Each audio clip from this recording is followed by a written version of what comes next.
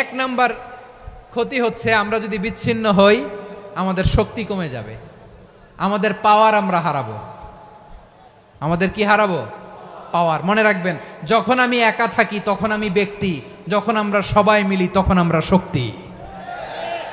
এই শক্তি নিয়ে আমাদের সামনে এগিয়ে যাওয়ার দরকার আছে না নাই? তাহলে আমরা যদি নিজেরা বিরোধে লিপ্ত হই আমাদের ক্ষমতা, পাওয়ার ছুটে যাবে।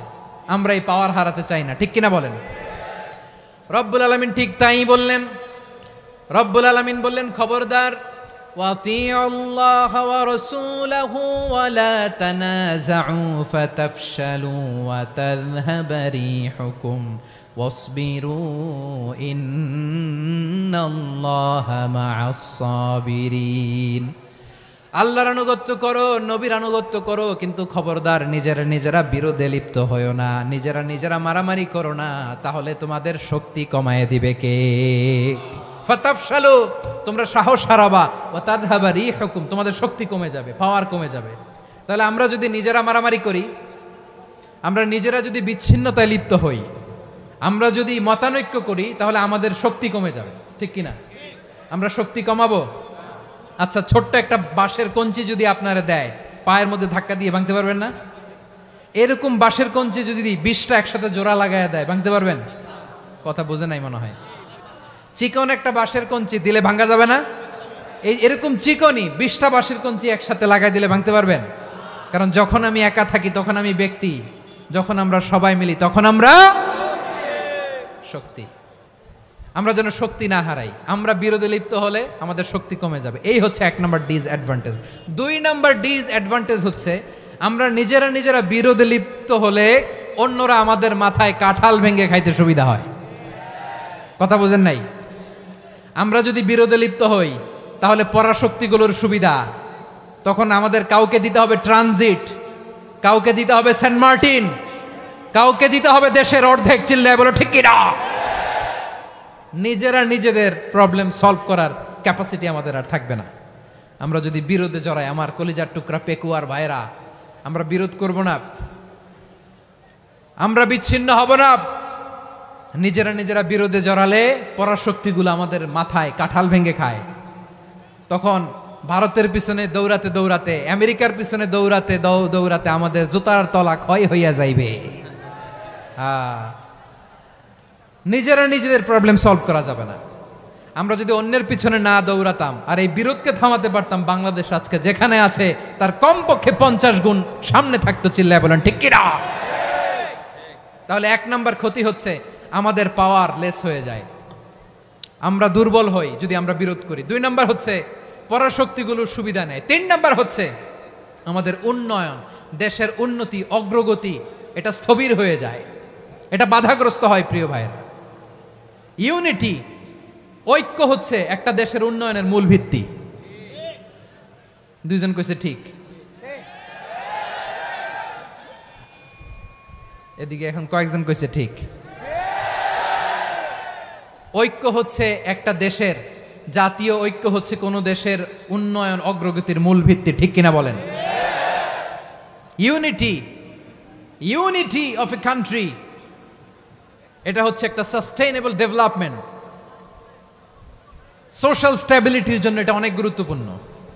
এজন্য বিরোধের কোনো স্থান আমরা দিব না, আমরা ঐক্যবদ্ধ থাকবো ইনশাআল্লাহ বলেন। আর কখনো কাউরে কাফের বলে গালি দিবেন? তুই জাহান্নামী বলবেন? ঝগড়া লাগলে লাগাই দিবেন? তাহলে কি করবেন? মিলায় দিব। আওয়াজ করে বলেন কি করব? প্রিয় ভাইয়েরা, এই বিরোধ গত 50 বছর তো আমরা দেখেছি।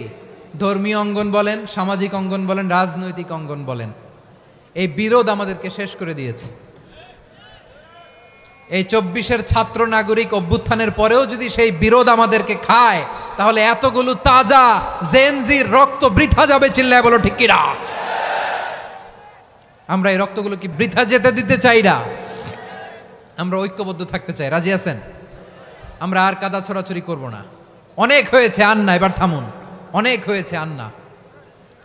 প্রথমেই আমি এদেশের সম্মানিত আলেম সমাজকে বিনয়ের সাথে অনুরোধ করব, আসুন আমরা ঐক্যবদ্ধ হই। আজকের এই পেকুয়ার ঐতিহাসিক তাফসিরুল কোরআনের প্রোগ্রাম থেকে আমি সম্মানিত আমার মাথার তাজ ওলামাদেরকে জাতীয় ঐক্যের আহ্বান জানাই। পেকুয়ার এই ঐতিহাসিক তাফসিরুল কোরআনের প্রোগ্রাম থেকে আমি আমার সম্মানিত রাজনৈতিক ব্যক্তিবর্গদেরকে জাতীয় ঐক্যের আহ্বান জানাই। অনেক হয়েছে আর না। আধিপত্যবাদকে রুখে দিতে হলে, বাংলাদেশের বিরুদ্ধে যে কোনো ধরনের ষড়যন্ত্রকে রুখে দিতে হলে জাতীয় ঐক্যের কোনো বিকল্প নাই। চিল্লায় বলো ঠিক কিনা? আমার প্রিয় ভাইয়েরা, আমার ভাইয়েরা, আর কাদা ছড়াছড়ি করব না ইনশাআল্লাহ। বলেন আল্লাহুম্মা ফারশাদ। আল্লাহ তুমি সাক্ষী থাকো, আল্লাহ তুমি তৌফিক দাও। আওয়াজ করে পড়েন আমিন। আর একে অন্যকে কাফির বলে গালি দিব না, ঠিক কিনা বলেন? রাজি আছেন? ধ্বংস করে দিয়েছি আমরা আমাদেরকে। আপনারা হালাকু খানের নাম শুনেছেন? মঙ্গল অধিপতি হালাকু খান বাগদাদের আমাদের বিশাল দারুল হেকমা লাইব্রেরিকে ধ্বংস করেছে।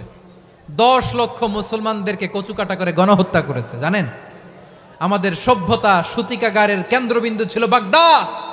ইরাকের বাগদাদে যেদিন সে রক্ত নিয়ে হোলি খেলা করে, রক্তের হোলি খেলা যেদিন হয়, ওই দিনও বাগদাদে বাহাস চলতেছিল। আমাদের বাহাস কি চলতেছিল? আপনাদের এলাকায় বাহাস আছে? এই প্রচলিত বাংলাদেশে যে বাহাস, এটার সাথে ইসলামের কোনো সম্পর্ক আছে? এই পর্যন্ত বাহাসের পরে পরাজয় বরণ করছে এরকম কোন দল আপনারা পাইছেন? আমি পাই নাই। প্রত্যেক দলই বাহাসের পরে সংবাদ সম্মেলন করে বলে আমরা জয়লাভ করিয়াছি, ওনারা পালাইয়া চলিয়া গিয়াছেন। আছে না নাই? কারণ সত্য জানার জন্য, সত্য মানার জন্য আসে না তো, নিজের জ্ঞান জাহির করার জন্য বাহাস করে। বিপক্ষ দলের আলেমকে ছোট করার জন্য বাহাস করে। এই বাহাসের স্থান ইসলামে নাই। চিল্লায় বলো ঠিক কিনা? এই সমস্ত বাহাসের দিন শেষ। ঐক্যবদ্ধ হওয়ার বাংলাদেশ। প্রিয় ভাইরা, হালাকু খান সে দারুল হেকমা লাইব্রেরি জ্বালিয়ে পুড়িয়ে এই সব দামি দামি বইগুলো, আমাদের দামি দামি ঐতিহাসিক তুরাসি ক্লাসিক বইগুলোকে দজলা নদীতে ফেলেছে। পুরা দজলা নদী কালো হয়ে গিয়েছে। 10 লক্ষ মুসলমানকে গণহত্যা চালিয়ে এই রক্তের বন্যা যখন দজলা নদীর পানিতে মিশে গিয়েছে, দজলা নদীর পানি লাল হয়ে গিয়েছে। যেই দিন বাগদাদে গণহত্যা চলে, ওই দিনও বাগদাদে বাহাস চলতেছিল। কিসের বাহাস জানেন? মেসওয়াক, ডান মারি থেকে করা সুন্নাহ, এটা আমরা জানি। এখন কি উপরের মারি না নিচের মারি? বাহাসের বিষয়। এই বাহাস করবেন আপনারা? বিশ্ব যখন এগিয়ে চলেছে, আমরা তখন বসে বিবি তালাকের ফতুয়া খুঁজেছি কোরআন হাদিস চষে। তালাক ইসলামের অনেক গুরুত্বপূর্ণ অনুষঙ্গ। তালাক কোরআনের একটা সূরা। কিভাবে তালাক হবে না হবে আমাদের ফোকাহায়ে একরাম, আমাদের আকাবেররা সব বলে গিয়েছেন, সব জানা। আপনি হয় এটা মানবেন নয় ওইটা নিয়ে বাহাসের দরকার নাই, ওইটা নিয়ে মারামারির স্থান ইসলামে নাই। আওয়াজ করে বলেন ঠিক কিনা? এখন পেকুয়ার ভাইরা, শেষ কথা বলি, আওয়াজ করে বলেন আমরা ঐক্যবদ্ধ হতে চাই কি চাই না? চান? এই যে আমি বিনয়ের সাথে আলেম সমাজকে জাতীয় ঐক্যের আহ্বান জানালাম, এটার সাথে আপনারা সংহতি প্রকাশ করেছেন? বিনয়ের সাথে আজকের এই পেকুয়ার ময়দান থেকে আমাদের রাজনৈতিক নেতৃবৃন্দদেরকে জাতীয় ঐক্যের আহ্বান জানাই, আপনারা সংহতি প্রকাশ করেছেন? এখন এটা রোড ম্যাপ কি, কিভাবে আমরা ঐক্য প্রক্রিয়াতে এগিয়ে যাব? শেষ কথা বলি, একেবারে সহজ। আমাদের ওলামা মাশায়েখদেরকে, আমার মাথার তাজ, তাদেরকে আমরা বলি, এই যে আমরা ঐক্যবদ্ধ হই নাই, আমরা কি বড় কিছু অর্জন করে ফেলছি? বলেন, আমরা কি খুব পাওয়ার সম্মানের জায়গায় আছি? খুব স্ট্রেংথের জায়গায় আছি? তো কিছুই তো নাই। আপনি ঐক্যবদ্ধ হইলে সমস্যা কোথায়? এমন তো না ঐক্যবদ্ধ না হওয়ার কারণে এতদিন আপনার অনেক কিছু ছিল, ঐক্যবদ্ধ হলে আপনি হারাবেন, এমন তো না। তো কিছুই যেহেতু আপনার নাই, আমার নাই, ঐক্যবদ্ধ হলে আমরা সমস্যা কোথায়? ঐক্যবদ্ধ হয়েই দেখি না, ঠিক কিনা? ঐক্যবদ্ধ হওয়ার দুইটা ওয়ে। রাজনৈতিক ঐক্য কিভাবে হবে? রাজনৈতিক সম্মানিত নেতারা ঠিক করবেন। আলেমরা কিভাবে ঐক্যবদ্ধ হবেন? শেষ কথা বলে শেষ করছি, খুব গুরুত্বপূর্ণ। This is the punching line. ঐক্য হবে দুইটা পদ্ধতিতে। একটা হচ্ছে কমন গ্রাউন্ড নিয়ে, বেসড অন কমন গ্রাউন্ড।